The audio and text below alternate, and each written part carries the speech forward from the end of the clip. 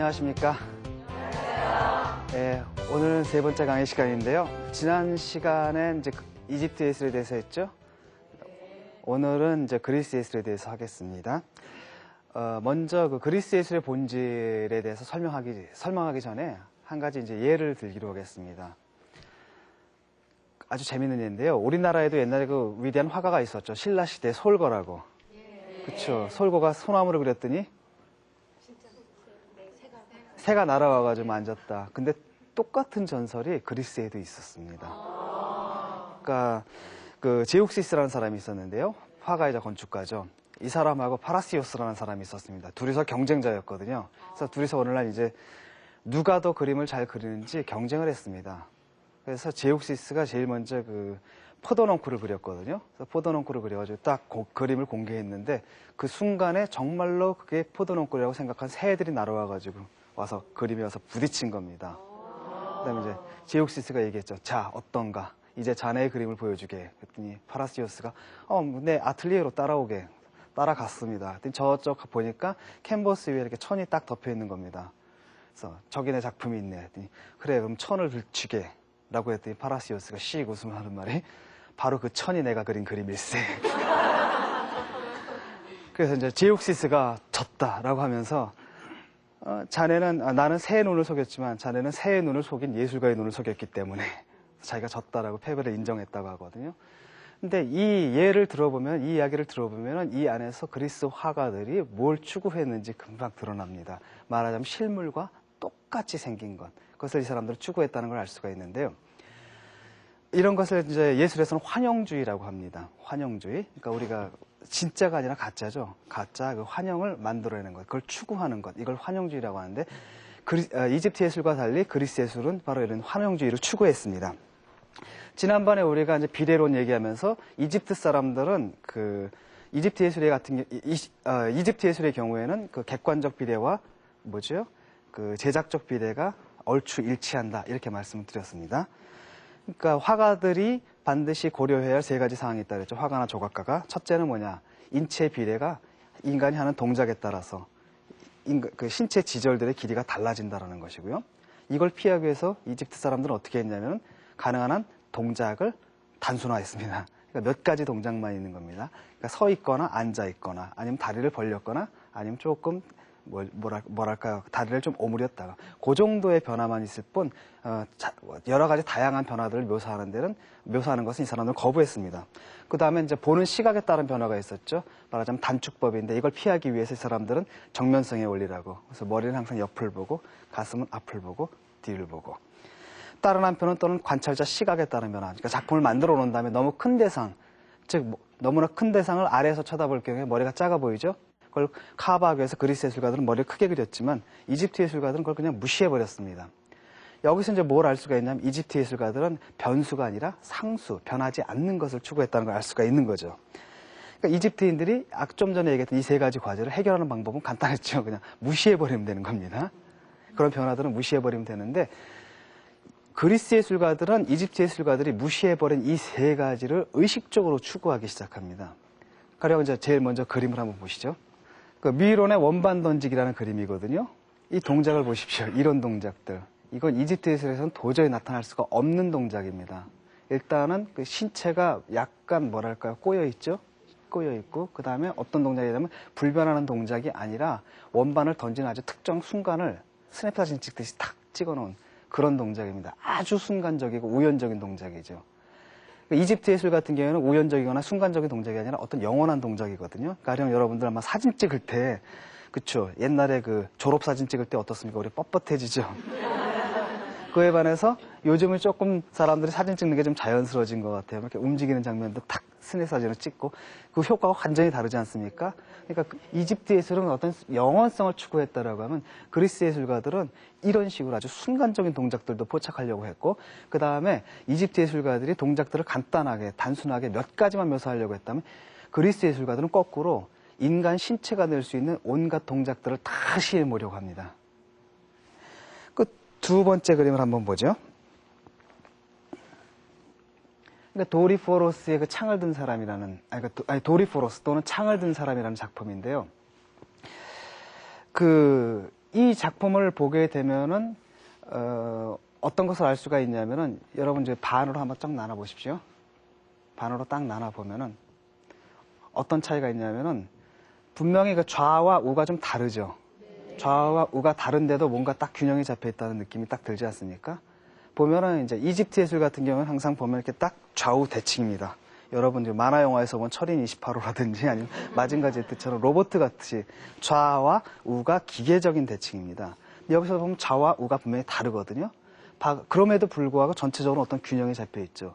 하지만 요 차이, 이걸 갖다 이제 콘트라포스터라고 하는데, 이 콘트라포스터, 요게 아주 사소한 차이지만은 엄청난 효과를 냅니다. 그러니까 이런 것은 뭡니까? 이집트 예술 작품에서 나타난 이런 기계적 대칭 같은 경우에 사람이 살아있다는 느낌보다도 뭔가 좀 영원한 내세에 사는 듯한 이런 느낌을 준다라고 하면 이건 지금 살아서 지금 눈앞에서 움직이는 듯한 느낌을 주죠. 그러니까 힘이라는 게 있는데 눈에 보이지 않는 어떤 힘이 있죠. 신체에서 힘. 보십시오. 한쪽 다리에 힘이 들어가 있고 한쪽 다리에 힘이 슬쩍 빠진 듯한 이러면서도 그렇기 때문에 좌와 우가 기계적으로 일치하지는 않지만 그럼에도 불구하고 어떤 균형이 있는 거죠. 그 다음 그림 한번 보십시오. 이것은 이제 그리스 예술 초기에 나타난 것이거든요. 그리스 예술 초기만 해도 거의 이집트 예술하고 크게 다르지 않죠. 특히 BC 7, 8세기에는 오리엔탈리즘 그래가지고 그 영향을 받습니다. 이집트 예술로부터 그리스 예술이 영향을 받았거든요. 그때 보면은 약간 뭐랄까요, 그 근육이라든지 이런 것들이 조금 자연스럽긴 하지만 전체적으로는 뭐예요, 기계적인 대칭에서 크게 벗어나지 않았거든요. 이걸 이제 쿠로스라고 하는데 이 쿠로스 때만 해도 아직도 그 그리스 예술은 아직 이집트 예술의 영향이 있었는데 좀 전에 본 도리포로스 콘트라포스트라는 장치에 의해서 비로소 그 인간 신체가 마치 살아서 움직이는 듯한 이런 효과를 내게 되는 겁니다. 이것을 만들어낸 사람은 폴리클레이토스라 그래가지고 이 작품을 만들어낸 사람이 폴리클레이토스인데 이 사람이 바로 이제 콘트라포스트를 도입을 했고 또 지난번에 얘기했던 캐논이라는 거 있죠. 말하자면 이상적인 인체 비례, 아름다운 인체를 만들 때 반드시 필요한 그 이상적인 인체의 비례라는 것을 제정한 사람이 바로 이 사람입니다. 근데 문제는 뭐냐면 지난번에도 얘기했듯이 이집트 예술 같은 경우는 일단 캐논을 한번 딱 정해놨죠. 캐논을 한번 정해놓으면은 그래서 창작 과정 속에 인풋을 했을 때 나오는 아웃풋이 똑같다 그랬지 않습니까? 그러니까 예술가들이 누가 만들든 간에 어느 예술가가 만들든 간에 결론은 똑같은데 그리스 예술 같은 경우는 다르죠. 좀 전에 얘기했듯이 세 가지 변화를 고려를 해야 되거든요. 하지만 예컨대 신체 비례를 정해놨다고 합시다. 가령 뭐 팔 길이를 정해놨는데 예컨대 이럴 때 길이, 이럴 때 길이, 이럴 때 길이 다 달라지거든요.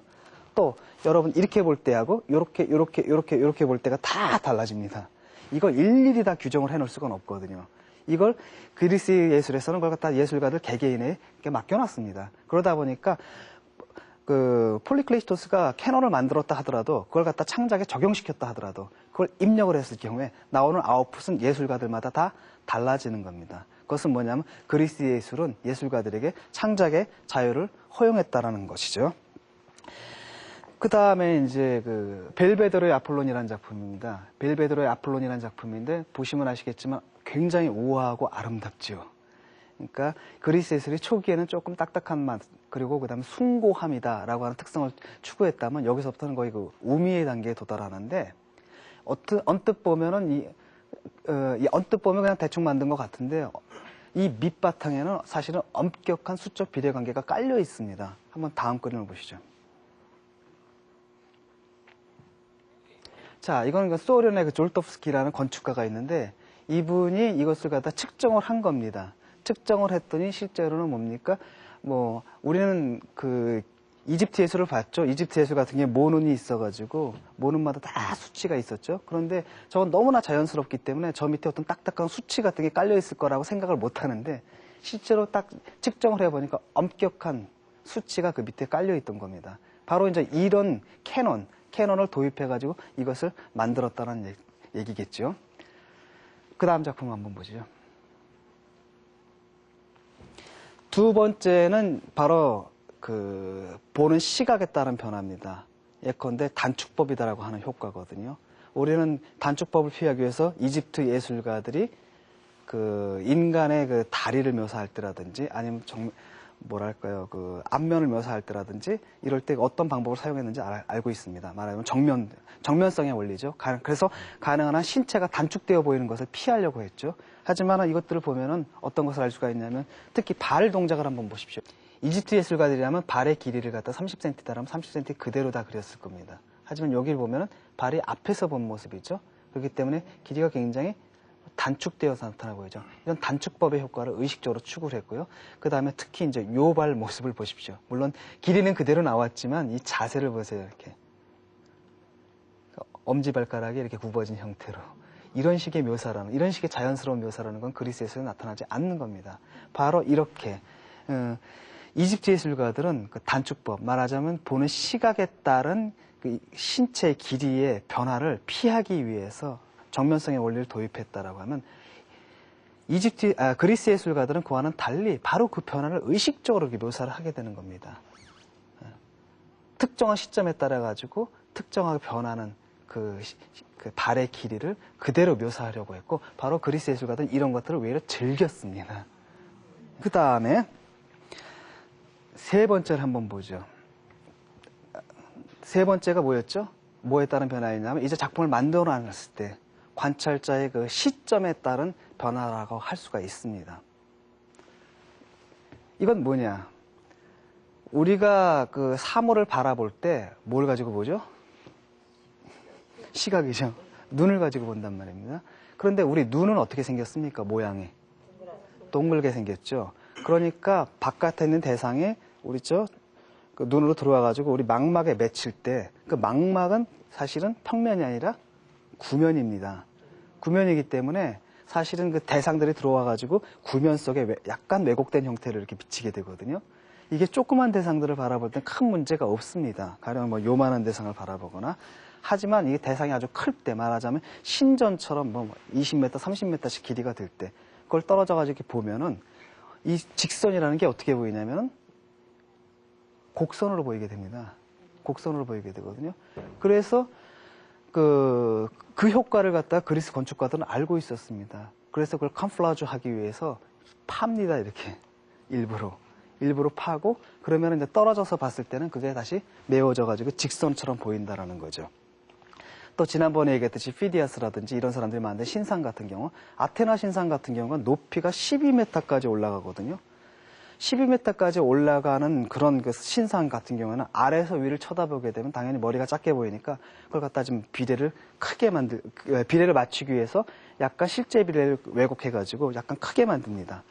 말하자면 그리스인들은 이런 식으로 눈에 보이는 효과를 굉장히 강조했습니다. 여기서 이제 그 철학자들과 예술가들 사이에 이제 갈등이 일어납니다. 플라톤 같은 사람은 이런 것을 참아내지를 못했습니다. 왜냐하면 플라톤에게 아름다움은 아름다움이거든요. 사물이 갖고 있는 객관적 속성이어야 되고 아름다움은 비례 속에 있어야 하는 겁니다. 그런데 예술가들은 어떤 아름다움이냐면은 사물이 갖고 있는 객관적인 아름다움이 아니라 그것이 우리 눈에 비춰질 때의 아름다움. 그러니까 플라톤이 볼 땐 그건 바로 가상이거든요. 가상의 아름다움이고, 그렇기 때문에 가짜 아름다움이라는 것이고, 그러니까 철학자들이 볼 땐, 플라톤과 같은 철학자들이 볼 때는 예술가들은 가짜 아름다움을 추구하는 것이고, 원래 그 진정한 인간이라면 실제로는 뭡니까? 원상의 아름다움, 진짜 아름다움을 추구해야 된다는 거죠. 그러니까 플라톤 같은 사람은 아름다워 보이는 것과 실제로 아름다운 것은 다르다라고 얘기를 하고 있고, 예술가들은 어떤 입장이었냐면 아름다워 보이지 않는 아름다움이 대체 무슨 소용이 있느냐.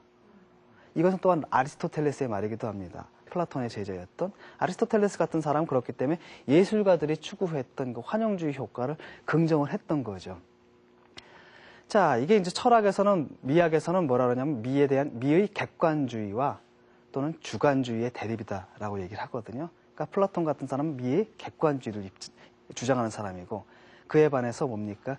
그 그리스 예술가들은 미의 주관주의를 추구했던 것이고, 그러니까 이론적인 대립, 객관주의와 주관주의 이론적인 대립이라는 게 실제로는 아주 이렇게 구체적인 문제들을 가지고 부딪히는 겁니다. 그럼 플라톤 같은 사람은 왜 그랬을까요? 다음 그림 한번 보시죠. 그러니까 이거 이제 플라톤의 사각형이라고 하거든요. 플라톤이 이제 가장 이상적인 도형이다라고 생각했던 게 사각형과 원입니다.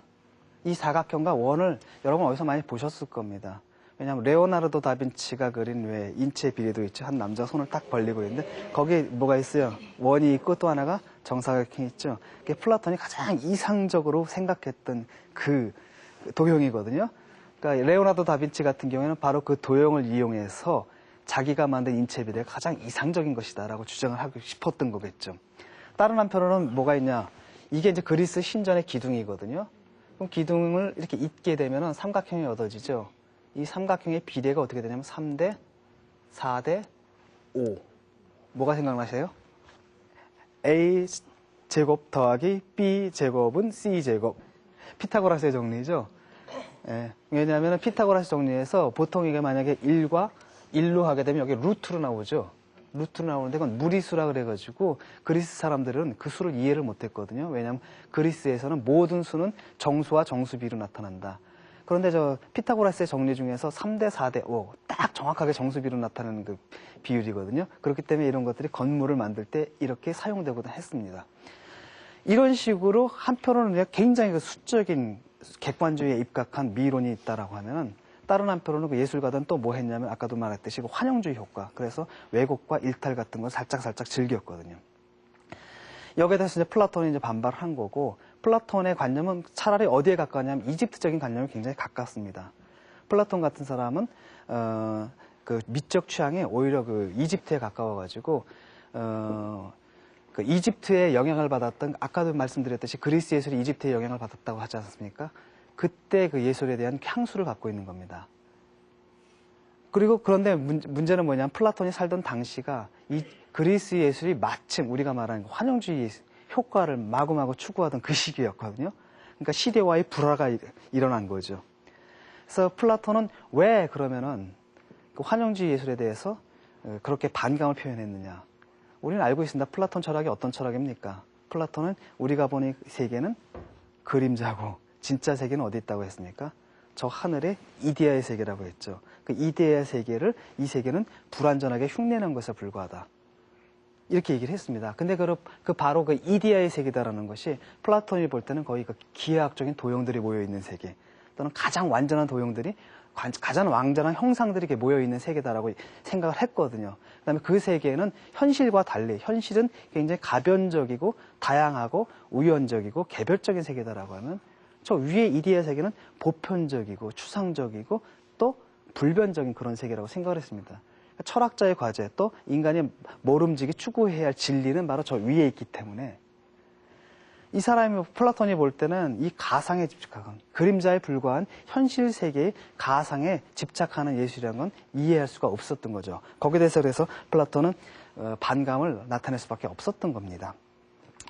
자, 어쨌든 이걸 통해 가지고 그리스 예술가들이 뭘 하려고 했는지, 아까도 말했듯이 그 세 가지 변화들, 어떤 변화냐면 다양한 동작에 따른 그 신체 비례의 변화, 두 번째는 예술가가 그 대상을 바라볼 때 그 시점에 따른 단축법의 효과라든지, 세 번째는 작품을 만들어 놓은 다음에 관찰자가 바라볼 때 또다시 일어나는 그 비례, 이런 것들을 적극적으로 추진했다는 것. 무엇을 의미하냐면 그리스 사람들은 이집트 사람들과 달리 바로 이 현세, 플라톤이 그림자의 세계에 불과하다라고 매도했던 이 현세를 강하게 긍정했다는 것을 의미하고, 그렇기 때문에 3차원 공간이라든지 이런 것을 그대로 재현하는 게 의미가 있었다는 겁니다. 여기서 이제 우리는 그 그리스 문화가 이집트 문화와는 달리 훨씬 더 현세 긍정적이고 낙천적이었다는 걸 알 수가 있습니다. 훨씬 더 명랑하잖아요. 이집트 예술 같은 경우는 뭔가 좀 딱딱하고 근엄하죠. 반면에 그리스 예술은 훨씬 더 명랑하고 훨씬 더 낙천적이고 현세적입니다. 여기서 그리스 사람들이 이집트 사람들과는 다른 세계관을 갖고 있었다는 걸 알 수가 있고요. 다른 한편으로는 예술가들에게 창작의 자유를 맡겨줬거든요. 우리 이제 어떤 차이가 있는지 금방 아실 수 있을 겁니다. 우리가 이집트 예술 할 때는, 이집트 예술을 설명할 때는 예술가들 이름 하나도 얘기가 안 했죠. 왜냐하면 예술가들이 무명으로 남아있기 때문입니다. 왜냐하면은 누가 만들어도 똑같이 나와버리거든요. 그러니까 예술가들의 역할이라는 게 크지 않았기 때문에 그 사람들은 무명으로 남습니다. 하지만 그리스 예술을 딱 들어오니까 벌써 이름들이 등장하죠. 피디아스 등장했죠. 제육시스, 뭐 파라시오스, 뭐 폴리클레시토스. 그것은 뭐냐? 예술가들 개개인이 할 수 있는 일이 있었다라는 겁니다. 자기들의 역할이 있었고 또한 그 문화는 어떤 예술가가 어떤 특정한 캐논을 도입해서 작품을 만들어가지고 남들과 다른 것들을 만들어내니까 그 부분에 대해서 그 사람의 능력, 솜씨 또는 재능을 찬미하는 문화가 있었던 겁니다. 그렇기 때문에 예술가들이 개인으로 남을 수가 있었던 거죠. 이걸 통해서 뭘 할 수 있느냐? 그리스라는 사회가 이집트와는 다른 사회 체제를 갖고 있었다는 거죠. 이집트가 약간 전체주의적인 사회였다면 이제 전제 정치였죠. 그러니까 개인의 다양성 이런 것들 별로 중요하지 않고 그 전제 군주의 권력이 모든 것을 다 결정해버리는 그런 사회에 살고 있었다라고 하면 그리스 예술 같은 경우에는 그리스 사회 같은 경우에는 각 개개인이 다 자기 견해를 가지고 민회 같은 데 나와서 의견을 토로하고 그것을 통해서 정책 결정을 했단 말이죠. 따라서 그리스의 정치에서는 개개인의 의사가 굉장히 중요했고 또 개개인들을 존중하는 문화가 있었다는 겁니다. 바로 그런 문화가 예술에서도 저렇게 나타난 거죠. 자, 이것을 좀 다른 관점에서도 볼 수가 있습니다. 보어링거라는 미술사학자가 있는데 보어링거라는 사람은 그 이집트 예술과 그리스 예술의 차이를 두 가지 충동의 대립으로 설명했습니다. 이집트 예술 같은 경우에는 추상 충동이라고 이름을 불렀고요. 그 다음에 그리스 예술 같은 경우에는 감정이입 충동이라고 얘기를 했습니다. 왜 그런 차이가 벌어지느냐? 왜 이집트 예술은 그 추상적이고 기하학적인 문양을 택했고 그런 양식을 택했고 그에 반해서 이 그리스 예술은 자연주의적이고 정말 실물처럼 보이는 그런 효과를 추구했느냐? 이걸 이 사람 풍토의 차이로 설명합니다. 말하자면 이집트는 어떻습니까? 어떤 기후예요? 사막 기후죠. 사막 기후라는 것은 인간에게 적대적이고 친화적이에요. 적대적인 기후거든요. 이런 그 자연과 인간이 서로 적대적으로 대립하는 문화에서는 인간이 자연을 극복하려는 충동을 갖게 된다고 합니다. 그러니까 그 추상을 통해 가지고 극복하려고 하는 건데, 가령 여러분 나일강이 범람했을 때, 범람하면 어떻게 돼요? 농토들의 경계가 다 지워지고 많은 경우에 풍경이 막 달라지거든요. 그때 사람들은 뭐냐면 혼란스럽겠죠. 거기다 어떤 질서를 도입을 해야 되는데 예컨대 네모난 모양의 그 밭이 있었다. 근데 경계선이 지워졌습니다. 그다음에 거기다 조그만 언덕도 생기고 막 이랬을 때 해마다 물이 범람할 때마다 지형이 달라지거든요. 그 안에서 이집트 사람들은 뭘 찾아야 되냐면은 그 변화하는 것 속에서도 불변하는 걸 찾아야 되는 겁니다. 자, 뭐겠어요? 사각형이 삼각형이 되고, 삼각형이 원형이 되고, 원형이 벌포가 된다 한들 변하지 않는 것은 뭡니까? 면적이죠. 그래서 기하학이 발달하는 겁니다. 예? 그렇죠. 사각형과 삼각형이 같을 수가 있어요. 뭡니까? 어떤 면에서. 면적이 같을 수는 있거든요. 이렇게 가지고 면적이다라는 것은 변화하는 것 속에서 변하지 않는 불변적인 요소라는 겁니다. 다른 한편은 사막 같은 걸 한번 보십시오. 사막 같은 걸 여러분들이 만약에 거기 혼자 딱 떨어졌을 경우에는 동서남북 방향도 안 잡히죠. 어디로 가야 될지 모르죠. 굉장히 불안할 겁니다. 그런데 이제 피라미드 같은 경우는 거대한 건축물을 만약 사막의 한가운데 딱 지어놓는다라고 하면은 어떤 효과가 있습니까? 뭔가가 딱 보이게 되면 오리엔테이션이 딱 생기죠. 방향 감각이 딱 생기고 자기가 선 자리만이 아니라 그 피라미드가 있는 것, 그 다음에 그 피라미드가 있는 곳부터 멀리서 그 피라미드가 보이는 곳, 그게 하나 원처럼 이렇게 돼가지고 피라미드를 중심점으로 해가지고 거대한 원형 모양의 전체 사막 지역이 정복이 되는 겁니다. 인간에 의해서. 그러니까 흔히들 그런 얘기를 하거든요. 왜 동그라미가 있으면 사람들은 그 원형 앞에서 뭔가 그 알 수 없는 공포감을 느낀대요. 그런데 그 원형에다가 가운데다 점을 하나 딱 찍으면 그 원형이 극복이 된다고 합니다. 왜? 원의 정체가 이제 확인이 되는 거거든요. 원이란 별거 아니다. 특정한 점으로부터 같은 거리에 있는 점들의 집합이다. 마치 그 사막의 한가운데다 피라미드를 딱 지어놨을 때 그런 방식으로 사람들은 그 무서운 공간, 그 엄청난 광활한 공간을 정복할 수가 있다는 거죠. 바로 이런 식으로 자연이 인간에게 적대적인 환경에서는 그런 추상 충동을 갖게 되고, 그렇기 때문에 그 이집트 예술은 추상적인 양식을 취하게 되는 것이고요. 반면에 그리스 같은 경우에는 조그만 구름이 있고 아기자기하거든요. 강도 크지 않고, 그다음에 굉장히 온화하고 따뜻합니다. 지중해 기후라는 게.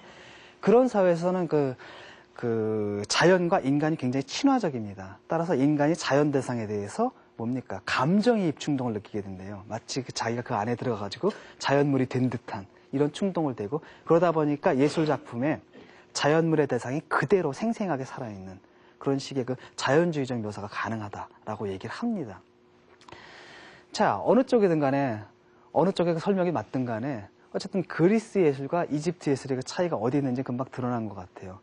그러니까 쿤스트 볼렌이라는 거, 이집트 예술가들이 무엇을 하려고 했고 또는 그리스 예술가들이 무엇을 하려고 했는지 그것이 금방 드러나거든요. 그러니까 이집트 예술가들은 현세보다도 뭘 지향했습니까? 내세를 지향을 했고 그에 반해서 그리스 예술가들은 훨씬 더 현세 지향적이었다는 거죠. 따라서 눈에 보이는 이 감각의 세계, 변화무쌍한 감각의 세계, 이것을 예술적으로 그 묘사하는 것, 그리고 그것을 묘사하려고 했던 것이고요. 이게 바로 이제 이렇게 그 무엇을 하려고 했는가, 여기에 따라서 이집트 예술과 그리스 예술의 차이가 드러나는 것이고, 그런 차이가 좀 전에도 얘기했듯이 똑같은 캐논을 제정한다 하더라도 한쪽에서는 캐논을 입력을 하면 바로 아웃풋이 그 캐논이 그대로 아웃풋이 돼서 나오는 것과 한쪽에서는 입력을 하게 되면 굉장히 예술가마다 다양한 작품으로 되어 나타나는 이런 양식의 차이를 낳았다고 할 수가 있겠습니다. 자, 이것으로 그리스 예술에 관한 강의를 마치고요. 다음 시간에 뵙기로 하겠습니다. 감사합니다.